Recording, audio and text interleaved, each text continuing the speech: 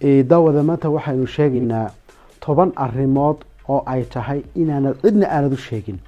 naftaada kaliya ay u gaar ahaato.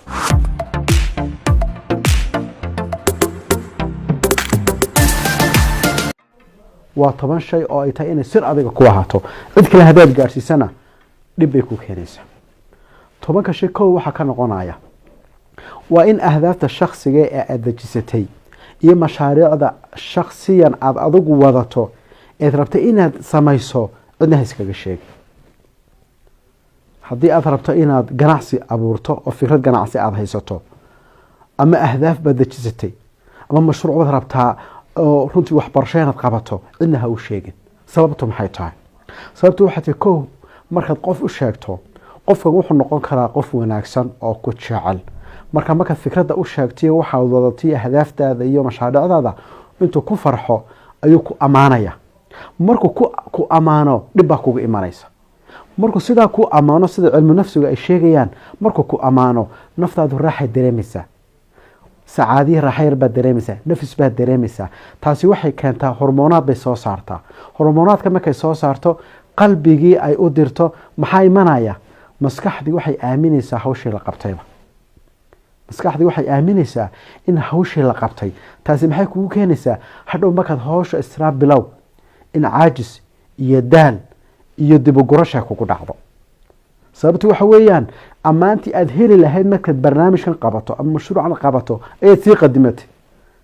marka already naftaadu way heshay mooti ammaantii. marka mar laba inay hawshii qabato caajis bay ku keenaysaa. caajis baa imanaya iyo runtii daal. taasi waa qodobka koowaad. qodobka labaad waxa laga yaabaa qofkan aad u sheegtay inuu yahayba qof runtii aan ku jeclayn ama qof dee laga yaabo dhinaca kale inuu wax ka eego, dhinaca salbiga inuu wax ka eego. waxa laga yaabaa inuu kuraadin hawshan aad ka hadlaysa iyo ahdaaftan iyo mashaariicdaadanba ma soconayaan. hore loo soo tijaabiyey. taasi adii maxay kugu keenaysaa? niyad jab bay kugu keenaysaa. inaad wixii ka niyad jabto oo wixii aanad bilaabin. qodob kalena u dhici karaa markaad istiraado waxan aad wadatay mashaariicda dadka qaar la sheergaree taladaa kugu badanaysa. intaasoo qof baa tala ku siinaya, qofba dhinac buu ka eegaya. hadhow maxaa imanaya? qaabkii aad rabtay intaad ka leexato inaad istiraado qaabkii dadkan ay u rabaan ama qaabkii kuugu sheegeen inaad u qabato, kadibna aad gaari weydo hadafkaagii ama sidii aad rabtay wuxuu noqon waayaan. waxaa kaloo dhici kartaa markaad dadka ahdaaftaadii mashaariicdaada aad u sheegto ay dadku ogaadaan ina baqaba ku galaba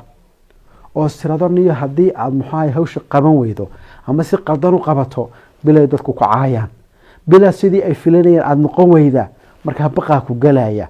oo kalsoonidii baa kaa lumaysa. sidaa daraadeed waxaa daawada muhiim ah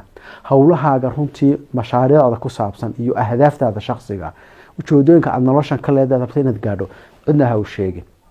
arrinta sidaa maxaynu u leenahay? waxaan u leenahay iska daa in runtii cilmu nafsiga waxaan ay ka hadlaan xadiis baa ku soo arorayba istaciinuu calaa qadaa'i xawaa'ijikum bilkitmaan. waa xadiis saxiixa oo albaano saxiixa weeyaan. yacni howlihiina idin gaarka aad qabsanaysaan baahihiina gaarkaa ku kaalmaysa si muxuahay qarsoon oo si qarsoon u qabsada oo dadka ha wada sheegina. marka qodobka koowaad wuxuu ku leeyahay daawade waa inay sir ku noqoto howlahaaga gaarka ah ee ahdaaftaada iyo mashaariicdaadu.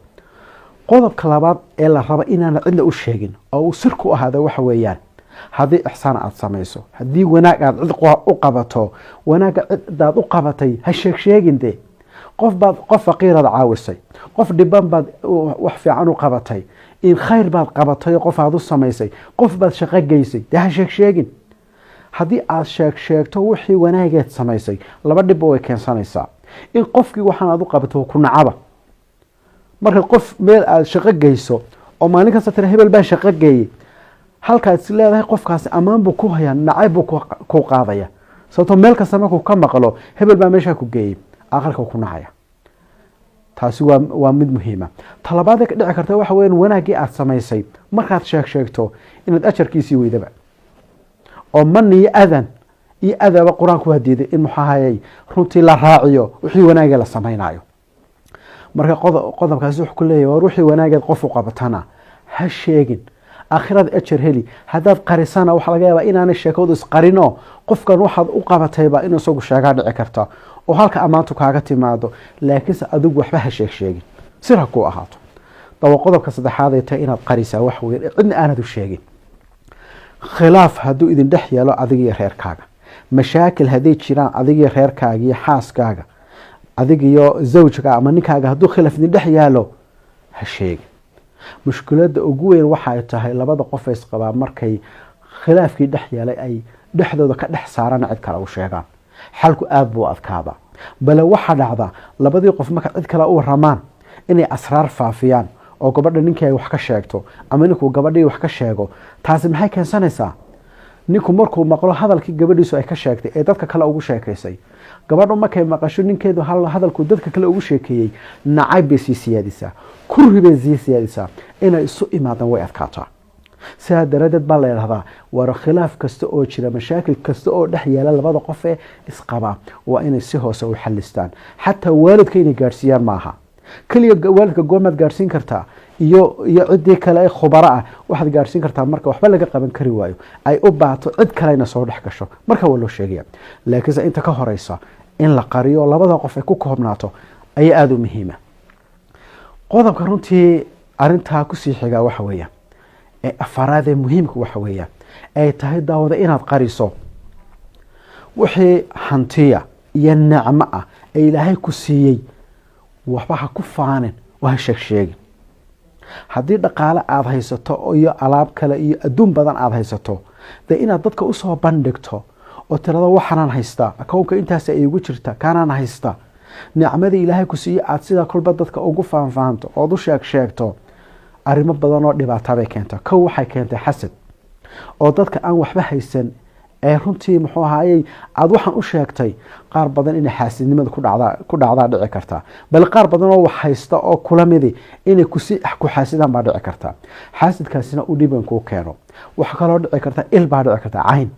in ilba kugu dhacdo markaad wax soo bandhigto caruur baad ilaahay ku siiyey caruurtaadiiba inta sawiro qurux badan aad ka qaaday facebooka aada soo dhigtay bal ka waran markuu daawado qofaan ilaahayba caruur siinin markuu daawado ka waran waxaa dhici karta il inay qofkaa kaaga dhacdo markaa nicmooyinku ilaahay ku siiyey ku mahadnaq ku shukri naq ummadana wax kala qabo laakiin inaad ku faanfaanto ood kolba meel ku sheegto looma baahna waxaa kaloo dhici karta haddii nicamkii iyo wixii hantidaadii aada soo bandhigto khiira imanaysa dad badan baad isku kicinaysaa dad badanoo waxaa jira dee runtii aan jeclaysanan waxa aada sheeganayso guushaada dad badanoo necab baa jira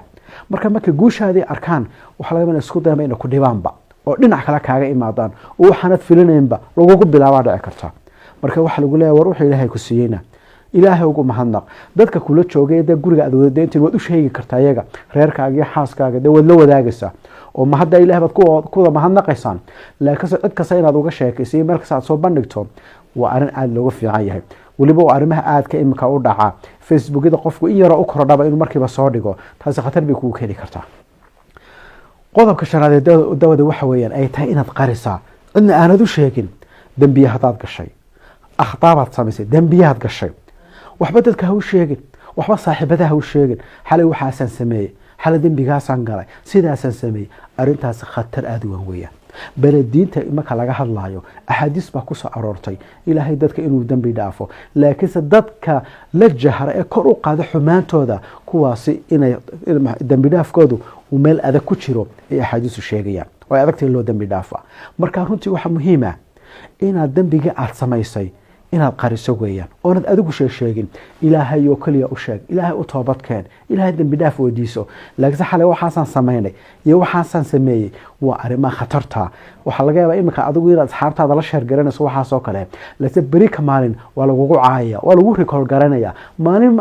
waqti dambe maa lagu oranayaa soodigii waxaa sameeyey kaa miyaanad samaynin duminta lama sheego bale arrinta khatar waxay keeni kartaa mararka qaar in noloshaadaba ay baabisaba haddii sida in badan dhacdo laba qof oo isqaba oo qofku dembiyadiisii ka sheekeeyo dembigaasan sameeyey oo ninka dembiye ka sheekay ama gabadho ay ka sheekayso maxaa iman kara labada qofba inay kala boodaan hal mar marka waxaa la yidhaha war wixii dembiya samaysay is astur ilaahna toobad weydiiso qodobka lixaad ee muhiimka waxa weeyaan ay tahay isna inaad qarisaa asraartaada shakhsiga waxyaalaha kuu gaarkaa noloshaada gaarkaa qari noloshaada gaarkaa waxaa jira wax badanoo adig kuu gaar ah oo tahay inaad runtii aanad cid kale la wadaagin noloshaada gaarka ummadda ha usoo bandhig maanta waxa aad u khatar noqday runtii marka social media laga hadlayo dadkii waxay soo wada bandhigayaan hawlahoodii gaarka ahaa bal arintaas marka qaar bay gaarsiisay dadka qaar inay soo bandhigaan cawraadkooda ay soo bandhigaan sawir aan loo baahnayn ay soo bandhigaan muuqaal aan loo baahnayn ay soo bandhigaan arintaas khatar weeyaan dawada wixii ku gaar ah ee shakhsiya marnaba ha soo bandhig waxana xayndaab arintan u noqonaya wax kastood isleedahay waa lagu ceebeyn karaa ama mustaqbalka waxbay ku yeelayaan ama dhib bay ku soo jeedi kartaa ama diintu kuma ogola ama akhlaaqdu kuma ogola barna ha soo bandhig waa waxa ku gaarka dadka qaar buu oranaya bari tala safar baan u baxaya maxaa dhacay dad badan intii Facebook ku soo qoreen bari safar baan u baxaya in maalintii baxayeen gurigoodii la jabsaday leenkii tuuga Facebook ma ku akhrisay bari ka maqantay gurigii waaba weydaartayba gurigiiba u jabsaday marka daawada waxa ku gaarka iyo shaqadaadi waxa walaha ku gaarka dadka la wadaag dadka ku gaarka kula jooga kula degan una kula socdaan qodobka runtii toddobaad waxa weeyaan ay tahay inaanad la wadaagin haddii cid kale lagaaga sheego fadiixo haddii cid kale lagaaga sheego fadiixadaasi faafin ha sheegin waxa lagu yiri hebelkii aad taqaanay hebel xalay baa la arkay isagoo arin halisa xalay tolo ku jira la helay xalay tolo waxa dhacay hebel baa fadiixada lagu qabtay hebelkii saaxiibka sidaas u sameeyay ceebaa lagaaga sheekay asxaabtaadii ama dad kale lagaaga sheekay ceebta lagu sheegay barta ku hay adigu ha sii faafin arintana waa arinta maanta aadka inoogu badan bulshadeena dhan bay aad u saameysay maalin kasta war baa lagu keenayaa xan ah oo qof la ceebeynayo ama ha noqdo qof mas'uul ah ama qof kale ha noqdo ama cid doonahado ama qof caan ha noqdo marka ceebeynta la ceebeynayo qof isagoo qofka rumaysan ayuu sii faafinaya Facebook baa la soo dhigaya YouTube baa la soo dhigaya isagoo ka fiirsan ayuu share saaraya like saaraya comment garaynaya oo sii faafinaya dambigeeda oo leedahay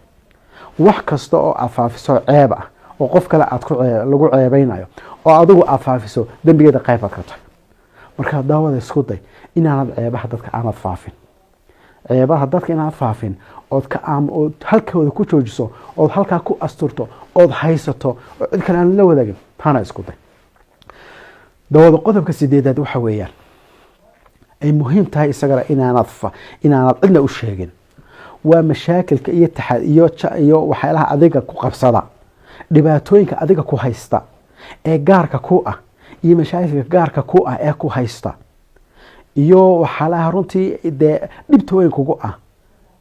mashaakilka adiga ku haysta cidna ha u sheegin haddaad cid u sheegayso waa ciddii wax ka qabanayso kaleed u sheegi kartaa laakiinse inaad calaaca la soo fadhiisato inaad saaxiibadaada u waranto maanta taas ay ku dhacday waxaas ay haysata dhibtaas ay haysata kaas ay haysta islaan kasta aad uga sheekayso oday kasta aad uga sheekayso mashaakilkaada aday dhib kugu keenayso bal nacayb bay dadku ku qaadeen markaad noqoto qof ka sheekaynayn calaacal wada